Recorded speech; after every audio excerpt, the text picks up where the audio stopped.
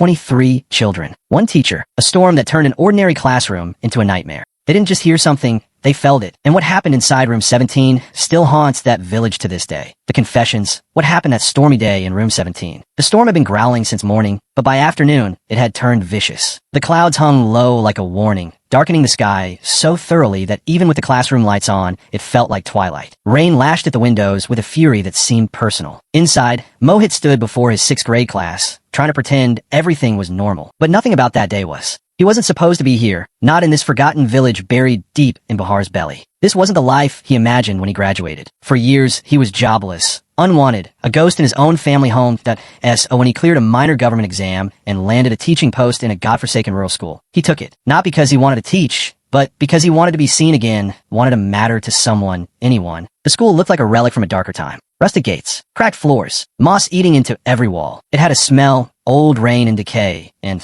something else, something sour that clung to your clothes. But Mohit didn't care. Not until that day. The classroom was quieter than usual, weighed down by the weather. Children scribbled in their notebooks, heads drooping, eyes dull, the kind of silence teachers welcome. But then a small voice cut through it. "Sir," some plaster just fell. Mohit turned. The boy wasn't lying. White flakes of ceiling littered his desk.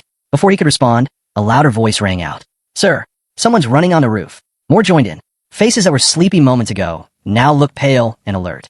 Mohit opened his mouth to dismiss it, but then he heard it too. A thud, then another, and again. Heavy, too heavy, as if someone, or something, was stomping above them in slow, deliberate rhythm. He felt it in his chest. Children gripped the edges of their desks. A girl in the front began to cry silently. One of the boys whispered, "It's not an animal, sir. It's too heavy." Mohit's skin prickled. There was something wrong. Not just wrong off. The air felt thicker, denser. Breathing suddenly took effort. The classroom began to feel smaller, like the walls were inching closer. He had heard of rooms going quiet in fear. But this was fear going loud in silence. It was on their faces now. All 23 of them.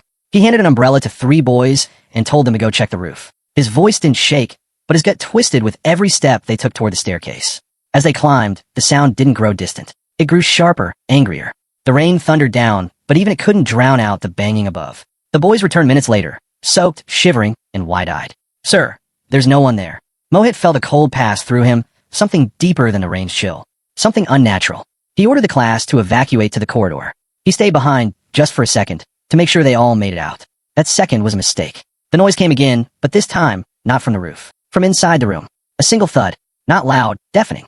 Not heard, felt. It hit him like a blow. The windows rattled. The blackboard shook. And yet, nothing moved. Mohit didn't breathe. He couldn't. The air had frozen. There was no sound, no wind, no footsteps. Nothing but a silence, so dense it roared. Then it stopped. Everything. No thuds.